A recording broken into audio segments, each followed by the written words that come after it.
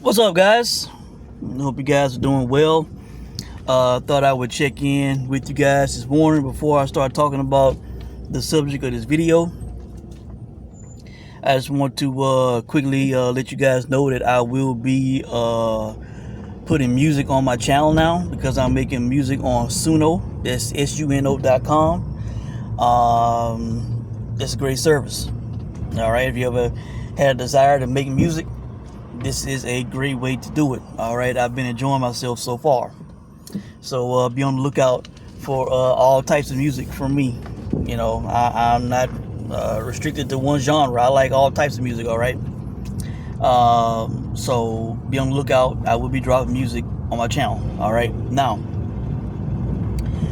guys, I'm doing this video because I'm a bit irritated. And I also want to get you guys the information right now. You know, that's on this Ennis versus Uisma Lima fight. I looked into this fight weeks ago, guys. Guys, I truly believe that the odds makers are off with this fight. I think the odds are off. I think this could be a good opportunity.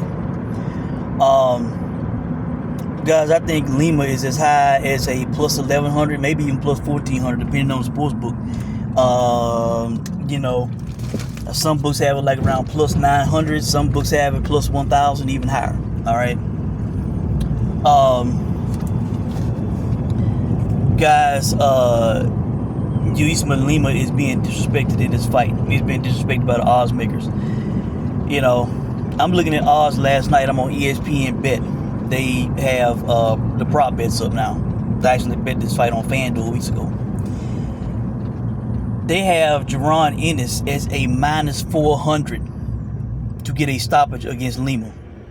Minus 400. Guys, I do not understand why. I don't get it. The odds makers are off. All right. Lima is the natural 154 pounder in this fight. He's the guy with the experience. He is the champion at 154.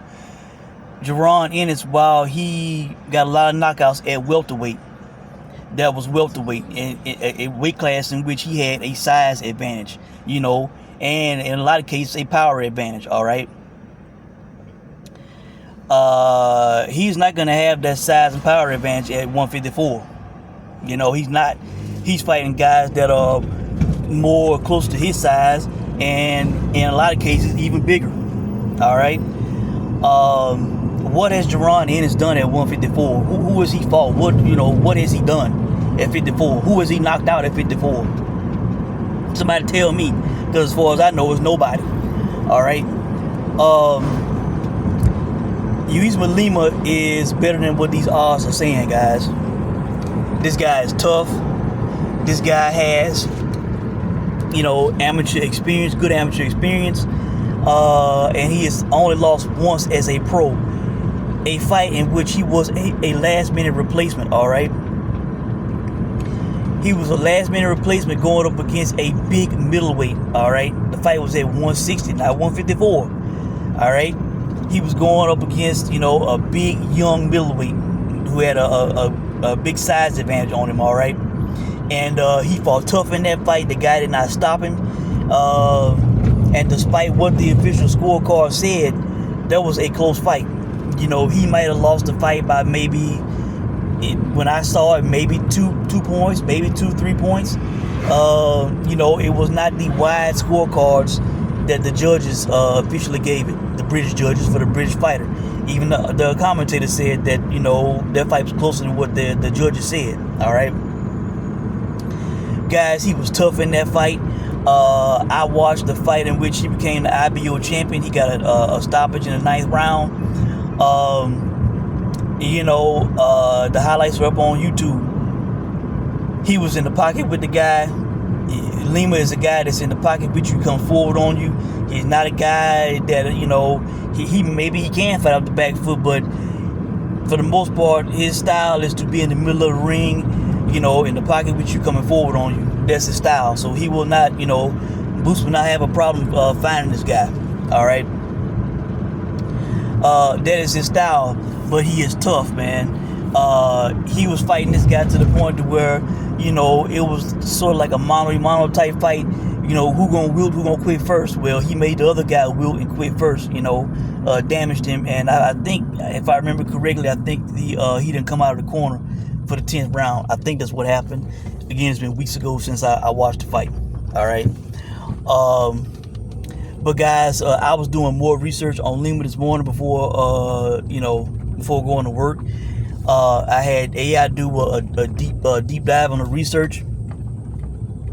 Could not get his specific amateur record, but an article on some website said he had like 41 fights, that he did not lose any amateur fights in Portugal.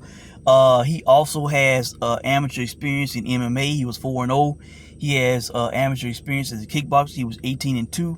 I asked AI if he had been if he was knocked out in one of those kickboxing fights. It said that they could not find a record of him being knocked out. Now, maybe he was, but AI did not find a record of it. So I'm assuming that he was not knocked out. Of course, he was not stopped in MMA. He has not been dropped or stopped as a pro, as far as I know from my research. This guy's tough, man. This is a natural 54-pounder who, as an amateur, was fighting at 165. I came across a fight of him as an amateur. He was fighting at 165 against a bigger guy. All right.